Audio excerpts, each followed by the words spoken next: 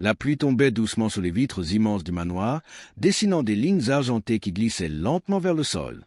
Dans le grand salon illuminé par des lustres de cristal, les invités riaient, leur verre tintant dans l'air chaud et parfumé. C'était une soirée réservée à l'élite, aux puissants, à ceux qui ne doutaient jamais de leur place dans le monde. Au centre de la pièce se tenait Victor Delacour, un millionnaire célèbre pour sa fortune et pour son arrogance.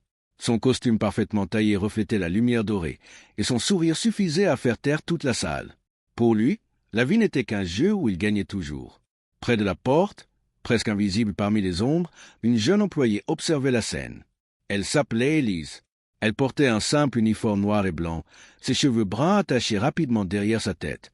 Personne ne faisait attention à elle. Pour les invités, elle n'était qu'une employée de plus, une présence silencieuse destinée à nettoyer après la fête. Mais dans ses yeux brillait quelque chose que personne ne remarquait. Une musique commença à jouer dans la salle, une valse élégante, lente et envoûtante. Les couples commencèrent à tourner sur le parquet brillant, leurs pas précis dessinant des cercles parfaits sous les lumières. Victor observa la scène avec amusement. Puis son regard s'arrêta sur Élise, qui tenait un plateau de verre près du mur. Un sourire moqueur apparut sur son visage. « Dis-moi, lança-t-il assez fort pour que tout le monde entende. Sais-tu danser la valse ?» Les conversations cessèrent. Plusieurs invités se tournèrent vers la jeune femme. Élise hésita un instant. « Un peu, monsieur. » Les invités échangèrent des regards amusés. Victor éclata de rire. « Alors faisons un marché, dit-il en levant son verre. Danse la valse ici, devant tout le monde, et moi, je nettoierai ce salon moi-même. » La salle explosa de rire. Certains invités applaudirent, croyant assister à une simple humiliation. Élise sentit ses joues chauffer. Pendant un instant, elle baissa les yeux vers le parquet brillant. Puis quelque chose changea dans son regard. Elle posa lentement le plateau sur une table. Le silence tomba dans la pièce. Avant de continuer, prenez une seconde pour aimer la vidéo et vous abonner à la chaîne si vous aimez ce genre d'histoire fascinante. La musique continuait doucement. Élise fit un pas vers le centre du salon. Les invités se rapprochèrent, curieux. Certains chuchotaient déjà, prêts à rire. Victor croisa les bras, sûr de lui. « Vas-y, amuse-nous. » Mais au moment où Élise leva la tête, son expression n'était plus celle d'une simple employée.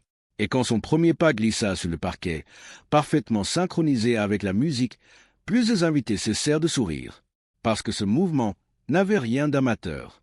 La première note de la valse sembla suspendre l'air lui-même. Le pied d'Élise glissa sur le parquet avec une légèreté presque irréelle.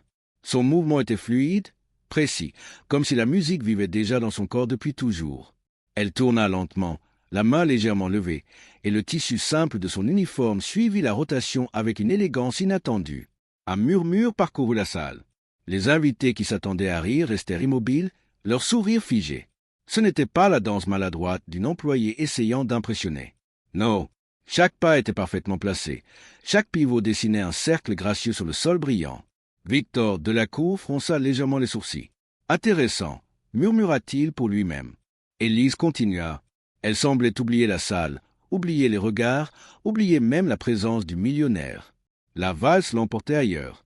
Ses pieds effleuraient le parquet comme s'ils ne touchaient presque pas le sol. Une femme parmi les invités chuchota à son voisin. « Ce n'est pas possible, elle a été formée. » Un autre homme répondit doucement. « Pas seulement formée, c'est du niveau professionnel. » La musique s'intensifia légèrement. Élise tourna plus vite, ses pas devenant plus complexes, plus audacieux. Une pirouette parfaite, puis une autre. Un serveur près de la porte laissa presque tomber son plateau. Victor, lui, ne riait plus. Son regard s'était durci.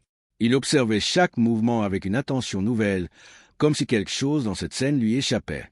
Élise leva les bras avec grâce et fit un pas arrière, comme si elle dansait avec un partenaire invisible.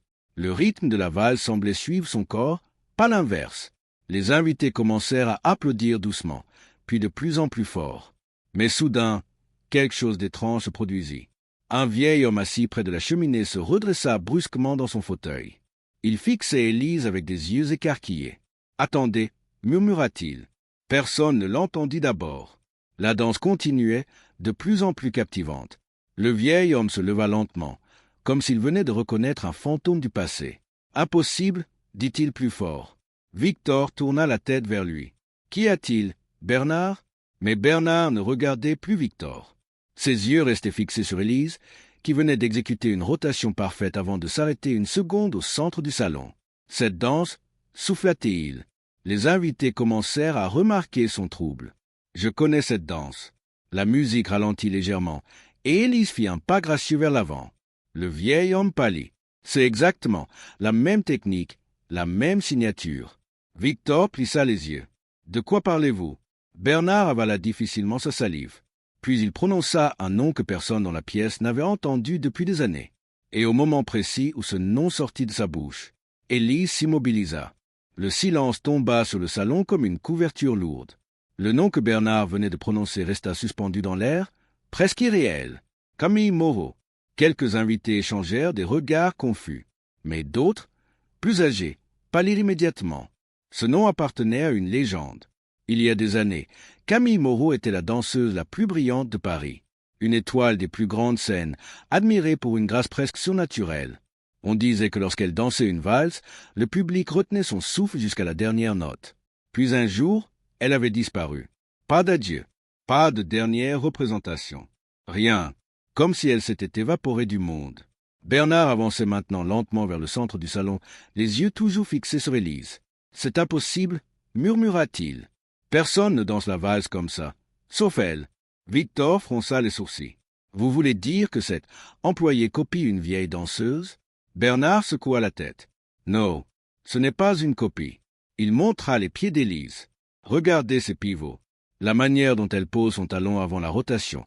Cette technique n'a jamais été enseignée publiquement. Camille l'avait créée elle-même. » Un murmure parcourut les invités. Élise restait immobile au centre du salon, respirant doucement, comme si elle venait seulement de remarquer que toute la salle la regardait autrement maintenant. Victor s'approcha lentement. Son sourire était revenu, mais il n'était plus moqueur. Il était intrigué. « Intéressant, dit-il. Alors dis-moi, Élise, où as-tu appris à danser ?» Elle ne répondit pas immédiatement.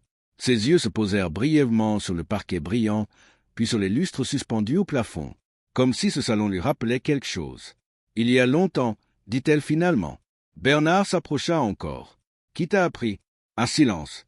Les invités se penchaient presque pour entendre la réponse. Élise leva doucement les yeux vers lui. « Ma mère ?» Le cœur de Bernard sembla manquer un battement. « Comment s'appelait-elle » Élise hésita. Victor croisa les bras, impatient. « Allons, ce n'est qu'une question. » La jeune femme inspira profondément. Puis elle prononça calmement. « Camille Moreau. » Un choc invisible traversa la salle. Plusieurs invités laissèrent échapper un souffle de surprise. Victor resta immobile. Puis soudain, il éclata de rire. Un rire fort, arrogant, presque cruel. « Voilà qui est merveilleux, » dit-il en applaudissant lentement. « La fille d'une légende qui sert des boissons dans mon manoir. » Quelques invités rirent nerveusement avec lui. Mais Bernard ne riait pas. Il observait Élise avec une inquiétude grandissante. « Si ce que tu dis est vrai, » murmura-t-il, « alors il y a une question que tout le monde se pose depuis 20 ans. » Élise ne bougea pas. « Où est Camille Moreau ?» La pièce devint silencieuse. Même la musique s'était arrêtée. Élise baissa lentement les yeux. Ses mains tremblaient légèrement. Et lorsqu'elle parla, sa voix était presque un murmure. « C'est justement pour ça que je suis venu ici ce soir. » Victor fronça les sourcils. « Ici ?» Élise leva les yeux vers lui. Et ce regard n'était plus celui d'une simple employée. « Oui, monsieur Delacour. » Un frisson parcourut la salle, parce que la manière dont elle prononça son nom sonnait presque comme une accusation. Un silence lourd s'installa dans le salon. Victor Delacour ne riait plus. Son sourire s'effaça lentement, remplacé par une expression plus dure. Les invités, qui quelques secondes plus tôt s'amusaient de la scène, commencèrent à sentir que quelque chose venait de changer. Quelque chose de sérieux.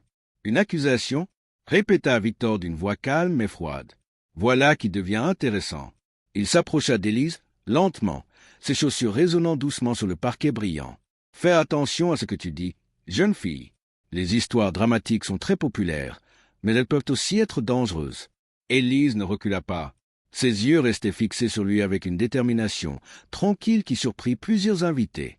Bernard observait la scène avec inquiétude. « Victor » murmura-t-il. Mais Victor leva légèrement la main pour le faire taire. « Non, non, laissons-la parler. » Il regarda Élise avec un sourire presque amusé. « Alors vas-y, explique-nous pourquoi tu es venue dans mon manoir en prétendant être la fille de Camille Moreau. » Un murmure parcourut la salle. Élise inspira lentement. « Je ne prétends rien. Sa voix était calme. Je suis sa fille. Victor haussa les épaules. Même si c'était vrai, qu'est-ce que cela aurait à voir avec moi? Élise ne répondit pas immédiatement. Ses yeux se posèrent sur les grandes fenêtres du salon, derrière lesquelles la pluie continuait de tomber doucement. Puis elle parla. Il y a 20 ans, ma mère dansait pour les plus grandes scènes d'Europe. Quelques invités hochèrent la tête. Tout le monde connaissait cette histoire.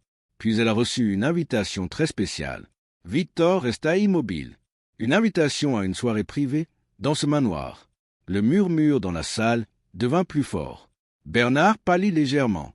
Victor répondit avec un petit rire. Beaucoup de gens ont été invités ici au fil des années. Ce n'est pas un mystère. Élise continua. Elle est venue ici, pour danser. Sa voix trembla légèrement. Et après cette nuit, personne ne l'a jamais revue. Le silence retomba brutalement. Les invités échangèrent des regards nerveux. Victor soupira comme s'il s'ennuyait. C'est une coïncidence tragique, dit-il. Les artistes disparaissent parfois. Ils aiment le drame. Quelques invités acquiescèrent timidement. Mais Bernard ne quittait pas Élise des yeux. « Et tu penses que Victor est responsable ?» Élise secoua lentement la tête. « Je ne pense pas. » Elle fit un pas en avant. « Je le sais. » Un choc traversa la salle. Victor éclata à nouveau de rire, mais ce rire sonnait plus tendu. « Tu sais, vraiment ?» Il se pencha légèrement vers elle. « Et dis-moi, quelle preuve une employée comme toi pourrait-elle bien avoir ?» Élise resta silencieuse quelques secondes. Puis elle glissa doucement la main dans la poche de son uniforme. Les invités se penchèrent instinctivement pour voir. Quand elle sortit sa main, elle tenait un petit objet brillant. Une clé, mais pas une clé ordinaire. Une vieille clé en argent, gravée d'un symbole étrange. Et à l'instant où Victor aperçut cette clé, son visage changea brusquement. Le sourire de Victor Delacour disparut comme balayé par le vent. Pendant une fraction de seconde, son visage trahit quelque chose qu'aucun invité ne lui avait jamais vu montrer, de la peur. Très vite, il se reprit. Ses épaules se redressèrent et son expression retrouva ce calme arrogant qui lui était familier. Mais Bernard avait remarqué. « Cette clé » murmura-t-il. Tous les regards étaient maintenant fixés sur le petit objet argenté dans la main d'Élise. La lumière du lustre se reflétait sur le métal ancien, révélant des gravures délicates presque effacées par le temps. Victor parla le premier. « Une jolie antiquité, dit-il avec un sourire forcé. Tu penses vraiment qu'un vieux morceau de métal peut impressionner quelqu'un ici ?» Élise leva légèrement la clé. Ma mère l'avait toujours avec elle. Sa voix était calme, mais chaque mot semblait peser lourd. Elle disait que certaines portes ne doivent jamais rester fermées trop longtemps. Un frisson parcourut plusieurs invités. Victor croisa les bras. Des paroles de danseuse. Poétiques, mais inutiles. Élise secoua doucement la tête. Ce n'est pas de la poésie. Elle tourna la clé entre ses doigts. Cette clé ouvre une porte dans ce manoir. Le murmure dans la salle devint plus fort. Bernard fixa Victor. « Il y a une porte secrète ici ?» Victor soupira comme si la conversation devenait ridicule. Les vieux manoirs ont toujours des passages cachés. Cela ne signifie rien. Mais Élise ne quittait pas Victor des yeux. Ma mère m'a dit quelque chose avant de disparaître. Un silence tendu s'installa. Elle m'a dit que si un jour elle ne revenait pas, je devais venir ici. Victor ne bougea pas et ouvrir la porte. Les invités retenaient presque leur souffle maintenant. Bernard demanda doucement « Où se trouve cette porte ?» Élise regarda lentement autour du salon. Ses yeux parcoururent les murs, les tableaux anciens, les bibliothèques, comme si elle cherchait quelque chose qu'elle connaissait déjà. Puis son regard s'arrêta sur un immense portrait accroché au mur. Un tableau représentant un jeune Victor Delacour, peint des années auparavant, debout dans ce même salon avec un sourire victorieux. Élise leva lentement la main. Là, les invités se tournèrent tous vers le tableau. Victor resta immobile. Derrière ce portrait, dit-elle. Bernard s'approcha lentement du mur. « Victor, est-ce vrai ?» Victor haussa les épaules. « Si vous voulez perdre votre temps à déplacer un vieux tableau, faites-vous plaisir. » Deux invités s'avancèrent, poussés par la curiosité. Avec précaution, ils soulevèrent le lourd cadre doré. Le tableau bascula légèrement, et derrière lui apparut une petite porte dissimulée dans le mur. Un souffle collectif traversa la pièce. Bernard regarda Victor. « Tu ne nous avais jamais parlé de ça. » Victor répondit froidement. « Parce que cela ne regarde personne. » Mais Élise s'était déjà approchée. Elle leva la clé. Sa main tremblait légèrement. Tous les invités observaient la scène, incapables de détourner le regard. La clé glissa lentement dans la serrure. Un petit clic résonna dans le silence. La porte s'ouvrit lentement, en grinçant. Un couloir sombre apparut derrière. Une odeur ancienne s'en échappa. Personne ne parlait. Puis Bernard fit un pas vers l'ouverture. Mais au moment où la lumière du salon pénétra dans le passage, Élise vit quelque chose au sol. Et ce qu'elle aperçut la fit pâlir instantanément. Le couloir semblait avaler la lumière du salon. Une odeur de poussière et de bois ancien flottait dans l'air, comme si cet endroit n'avait pas été ouvert depuis des années. Les invités se pressaient derrière la porte, essayant de voir à l'intérieur sans oser avancer. Mais Élise, elle, ne regardait pas les murs sombres. Ses yeux restaient fixés sur le sol. Quelque chose se trouvait là, à quelques pas de l'entrée. Elle s'agenouilla lentement. « Qu'est-ce que c'est » demanda Bernard, inquiet. La jeune femme ne répondit pas tout de suite. Sa main tremblait légèrement lorsqu'elle ramassa l'objet. Quand elle se releva, tout le monde put le voir. Un chausson de danse, un chausson de ballet ancien, usé par le temps, mais toujours reconnaissable. Le tissu pâle était légèrement jauni et les rubans semblaient fragiles comme du papier. Un murmure de stupeur parcourut la pièce. Bernard s'approcha, les yeux écarquillés. « Mon Dieu !» Élise serrait le chausson contre elle comme s'il s'agissait d'un trésor fragile. « Je le reconnais !» murmura-t-elle. Victor observa la scène en silence, son visage redevenu impassible. « Ce manoir est vieux, » dit-il d'une voix calme. « Beaucoup d'objets ont pu être oubliés. » Mais Élise secoua lentement la tête. « Non. » Elle tourna le chausson pour montrer l'intérieur. Une petite inscription était cousue dans le tissu. 2 initiales. CM. Bernard recula d'un pas. Camille Moreau. Plusieurs invités sentirent un frisson leur parcourir le dos. Le silence devenait presque oppressant. Élise leva lentement les yeux vers Victor. « Ma mère ne l'aurait jamais abandonné. » Victor haussa légèrement les épaules. Peut-être l'a-t-elle perdu. Mais même ceux qui ne connaissaient rien à la danse pouvaient voir que cet objet n'était pas simplement tombé là par hasard. Il reposait au centre du couloir, comme s'il avait été laissé ou abandonné. Bernard regarda l'obscurité derrière la porte. « Nous devons voir ce qu'il y a plus loin. » Quelques invités reculèrent immédiatement. « Attendez !» protesta une femme. « Ce n'est peut-être pas sûr. » Mais la curiosité était plus forte que la peur. Bernard prit une lampe décorative posée près du mur et s'avança dans le passage. La lumière révéla un couloir étroit aux murs de pierre. Des toiles d'araignée pendaient dans les coins et le sol était couvert d'une fine couche de poussière. Sauf à un endroit. Bernard s'arrêta brusquement. « Regardez ça !» Tous se penchèrent pour voir. Dans la poussière du sol, il y avait des traces. Pas des traces anciennes. Des empreintes de pas récentes, comme si quelqu'un avait marché dans ce couloir il n'y a pas longtemps. Le cœur d'Élise se mit à battre plus vite. « Quelqu'un est venu ici » murmura-t-elle. Victor ne disait toujours rien. Bernard tourna lentement la tête vers lui. « Tu veux toujours nous dire que cette pièce n'a aucune importance ?» Victor resta silencieux quelques secondes. Puis il répondit calmement. « Peut-être qu'un des employés est passé par là. » Mais à ce moment précis, un bruit résonna dans l'obscurité du couloir, comme quelque chose ou quelqu'un qui venait de bouger dans les profondeurs du passage. Le bruit résonna dans le couloir étroit, puis plus rien. Tout le monde resta figé. La lampe que tenait Bernard tremblait légèrement dans sa main, projetant des ombres instables sur les murs de pierre. Chaque respiration semblait trop forte dans ce silence oppressant. « Vous avez entendu ça ?» murmura une invitée derrière. Personne ne répondit, mais les visages confirmaient la même chose. Oui, ils l'avaient tous entendu. Élise serrait toujours le chausson de danse contre elle. Son cœur battait si fort qu'elle avait l'impression que tout le monde pouvait l'entendre.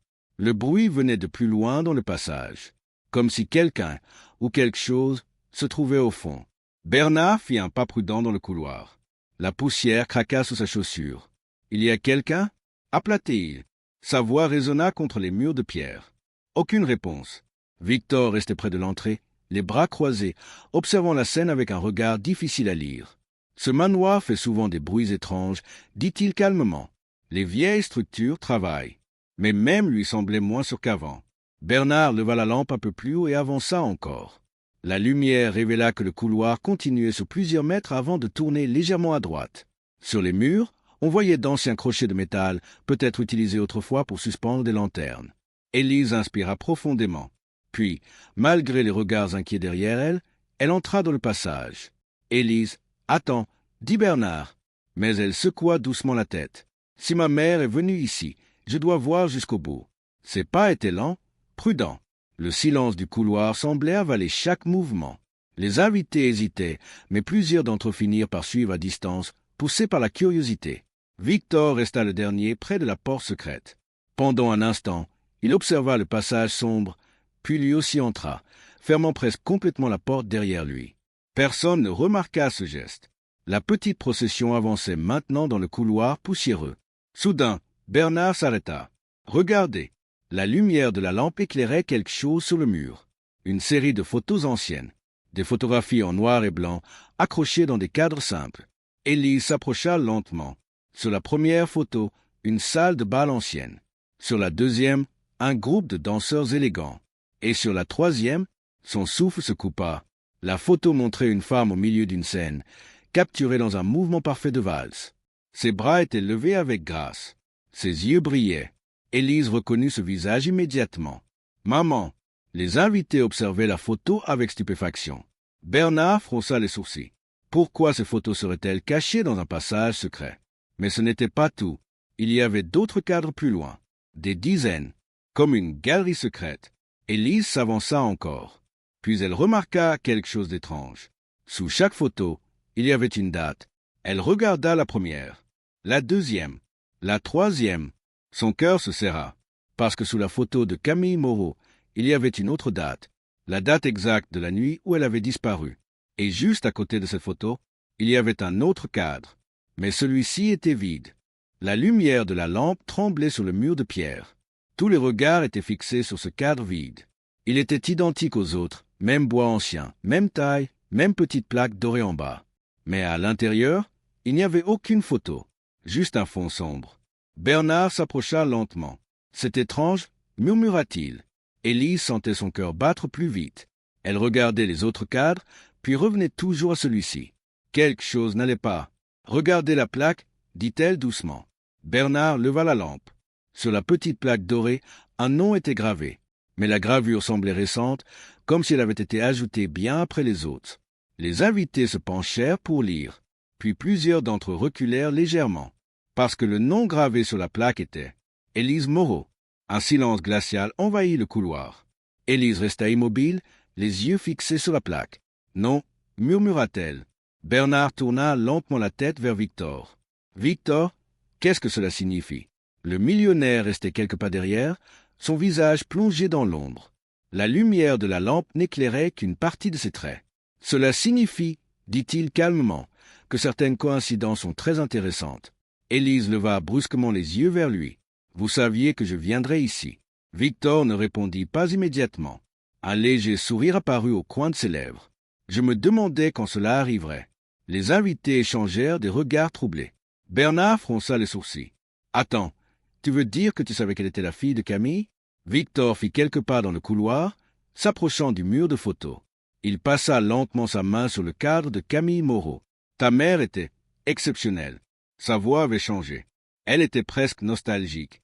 Élise serra les poings. « Alors où est-elle » Victor tourna la tête vers elle. « Si je te le disais directement, ce ne serait pas aussi intéressant, n'est-ce pas ?» La tension dans le couloir devenait insupportable. Bernard s'avança. « Victor, ce jeu a assez duré. » Mais Victor leva doucement la main. « Regarde mieux le cadre. » Élise hésita, puis s'approcha du cadre vide portant son nom. Elle le toucha. Le bois était froid. Puis elle remarqua quelque chose. Un petit mécanisme caché sur le côté. Elle appuya doucement. Un clic discret résonna. Le cadre bascula légèrement vers l'avant. Derrière lui, il n'y avait pas un mur, mais un autre passage secret, plus étroit, plus sombre. Un souffle d'air froid s'en échappa. Les invités restèrent figés. Bernard murmura. « Combien de passages cachés y a-t-il dans ce manoir ?» Mais Élise ne regardait déjà plus les autres. Ses yeux étaient fixés dans l'obscurité, derrière le cadre, parce qu'au fond de ce nouveau passage, une faible lumière brillait, comme si quelqu'un se trouvait encore là-bas. La petite lumière tremblait au fond du passage, faible mais bien réelle. Personne ne parlait. Même les invités les plus courageux semblaient hésiter maintenant. Ce nouveau couloir était encore plus étroit que le premier. Ces murs de pierre semblaient presque se refermer autour de l'ouverture. Un souffle d'air froid en sortait, portant avec lui une odeur étrange, quelque chose entre la poussière et les vieilles bougies. Élise fit un pas en avant. « Attends » dit Bernard en tendant la main. On ne sait pas ce qu'il y a là-dedans. Mais elle secoua doucement la tête. Si ma mère est passée par ici, je dois y aller. Sa voix était calme, mais sa décision semblait déjà prise. Elle entra dans le passage. La lumière derrière elle devenait de plus en plus faible à mesure qu'elle avançait. Bernard leva la lampe et la suivit rapidement, incapable de la laisser seule. Quelques invités restèrent près du mur de photos, trop effrayés pour continuer. Victor, lui, resta un moment immobile. Puis un sourire mystérieux passa sur son visage et suivit lentement les autres. Le passage descendait légèrement. Les pas d'Élise résonnaient doucement sur les pierres froides. La petite lumière devant eux devenait plus claire. Après quelques mètres, le couloir s'ouvrit enfin sur une petite pièce cachée. Bernard leva la lampe. La lumière révéla une chambre secrète. Pas une cave abandonnée, mais une véritable pièce. Un vieux tapis recouvrait le sol. Une petite table en bois se trouvait près du mur. Des bougies consumées reposaient dans un chandelier, et une étagère contenait quelques livres anciens. Mais ce n'était pas cela qui attira immédiatement l'attention d'Élise. Au centre de la pièce se trouvait un piano ancien. Les touches étaient légèrement jaunies par le temps, mais l'instrument semblait encore en bon état. La petite lumière qu'ils avaient vue venait d'une bougie encore allumée sur le piano. Bernard s'approcha lentement. Quelqu'un est venu ici récemment. La cire fondue coulait encore sur le chandelier. Le cœur d'Élise battait si fort qu'elle pouvait l'entendre dans ses oreilles. Elle fit un pas vers le piano, et c'est alors qu'elle remarqua quelque chose posé dessus. Un objet, une enveloppe. Son nom était écrit dessus. Élise. Ses mains tremblaient lorsqu'elle la prit. Les invités observaient la scène en silence. « Ouvre-la » murmura Bernard. Élise inspira profondément, puis ouvrit l'enveloppe. À l'intérieur, il y avait une lettre, une écriture fine, élégante. Dès qu'elle vit les premiers mots, ses yeux s'agrandirent, parce qu'elle reconnaissait cette écriture. C'était celle de sa mère. Sa voix trembla lorsqu'elle lut la première ligne à haute voix. « Si tu lis cette lettre, ma chère Élise, cela signifie que tu as trouvé la pièce que Victor Delacour ne voulait jamais que quelqu'un découvre. » Un silence choqué envahit la chambre. Tous les regards se tournèrent lentement vers Victor. Mais au même moment, un bruit métallique retentit derrière eux. La porte du passage venait de se refermer brusquement. Le bruit de la porte résonna violemment dans la petite pièce. Puis, un clic sec. Le silence qui suivit fut encore plus lourd. Bernard se précipita vers l'entrée du passage et tira sur la porte cachée. Elle ne bougea pas. « Elle est verrouillée », dit-il en frappant le bois. Les invités restés dans la pièce commencèrent à paniquer. Certains tiraient sur la poignée invisible, d'autres frappaient contre le mur de pierre. Mais la porte ne bougeait pas d'un millimètre. Élise, elle, n'avait pas quitté la lettre des yeux. Ses mains tremblaient légèrement. Victor restait debout près du piano, calme, presque trop calme. « Continue de lire » dit-il doucement. Bernard tourna la tête vers lui. « Tu savais que cette porte allait se fermer » Victor haussa légèrement les épaules. Ce manoir a toujours aimé les surprises. Mais personne ne ria. Élise inspira profondément et reprit la lecture, sa voix résonnant doucement dans la pièce secrète. « La nuit où je suis venu dans ce manoir, je pensais simplement danser pour une soirée privée. Mais j'ai découvert quelque chose que je n'aurais jamais dû voir. » Les invités écoutaient sans respirer. Victor Delacour ne collectionne pas seulement l'argent et les œuvres d'art. Il collectionne les talents et les vies. Un murmure inquiet parcourut la pièce. Victor resta immobile, observant Élise. Elle continua. Derrière les fêtes et le luxe, il existe des pièces cachées dans ce manoir. Des pièces où les artistes qu'il admire disparaissent du monde. Bernard sentit un frisson lui parcourir le dos. Qu'est-ce que ça veut dire? Élise lut la ligne suivante et sa voix trembla davantage. Quand tu trouveras cette lettre, ma fille, je serai peut-être encore ici ou peut-être ailleurs dans ce labyrinthe. Les invités se regardèrent, stupéfaits. Encore ici? Répéta une femme. Élise leva les yeux de la lettre. Cela veut dire qu'elle n'est peut-être jamais sortie de ce manoir. Bernard regarda Victor avec une expression sombre. « Dis-moi que ce n'est pas vrai. » Victor soupira doucement. Puis il s'approcha du piano. « Votre problème, dit-il calmement, c'est que vous pensez tous que cette histoire est simple. » Il posa une main sur le bois du piano. « Mais les grandes histoires sont toujours plus compliquées. » Élise serra la lettre. « Où est ma mère ?» Victor la regarda droit dans les yeux. Pendant quelques secondes, personne ne parla. Puis il répondit d'une voix presque douce. « Si Camille Moreau est encore dans ce manoir, alors il n'y a qu'un seul endroit où elle pourrait être. » Le cœur d'Élise sembla s'arrêter. « Oh !» Victor leva lentement la main et appuya sur une touche du piano. Un mécanisme ancien se déclencha aussitôt.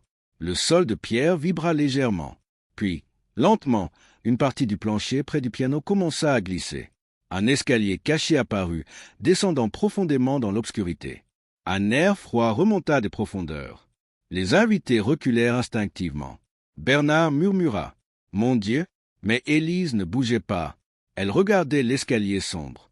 Parce qu'au fond, très loin en bas, on pouvait entendre un son, faible, presque irréel, comme une musique lointaine. Une valse. La valse montait lentement des profondeurs, fragile, presque irréelle, comme un souvenir qui refusait de disparaître. Personne ne parlait. Les invités regardaient l'escalier ouvert avec une peur mêlée de fascination. L'air froid qui remontait de ce passage secret faisait trembler les flammes des bougies sur le piano. Élise sentit son cœur battre violemment. « Vous entendez » murmura-t-elle. Bernard hocha lentement la tête. Oui, les notes étaient faibles, mais parfaitement reconnaissables. Une valse lente, élégante, jouée avec une précision presque hypnotique. Victor observait la scène en silence, son visage éclairé par la lumière vacillante des bougies. « Intéressant, » dit-il calmement.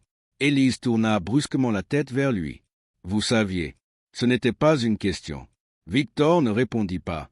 La musique continuait de monter du fond de l'escalier, comme si quelqu'un jouait dans les profondeurs du manoir.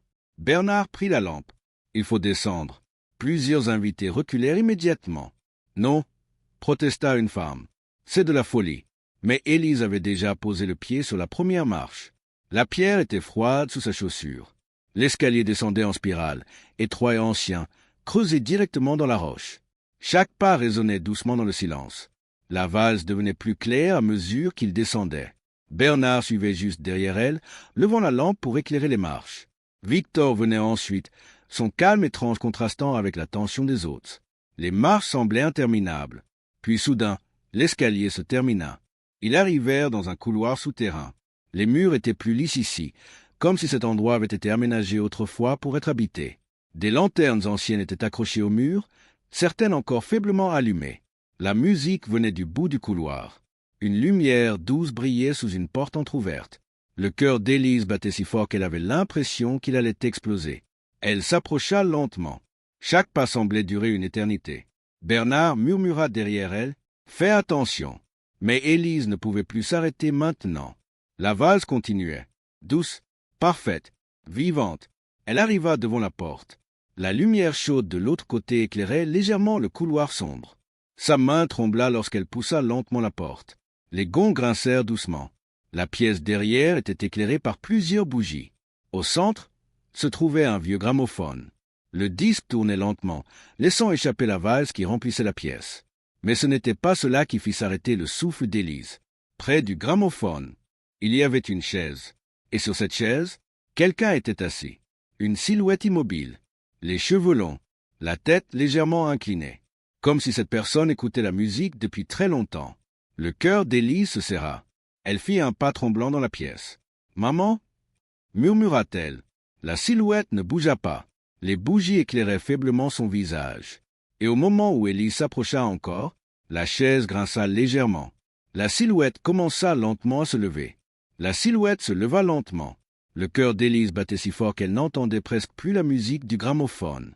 Les flammes des bougies tremblaient autour de la pièce, dessinant des ombres mouvantes sur les murs de pierre. Puis la femme se tourna. La lumière toucha enfin son visage. Les yeux d'Élise se remplirent de larmes. « Maman !» Camille Moreau se tenait devant elle. Les années avaient laissé leurs traces, mais la grâce était toujours là. La même élégance dans la posture, la même douceur dans le regard. Pendant un instant, aucune des deux ne bougea, comme si le temps lui-même retenait son souffle. Puis Élise courut vers elle. Elles se serrèrent dans les bras l'une de l'autre, et la pièce entière sembla se remplir d'une émotion impossible à décrire. 20 années de silence, de doute et de douleur disparaissaient dans cette étreinte. Bernard essuya discrètement une larme. Mais derrière eux, Victor Delacour observait la scène, silencieux.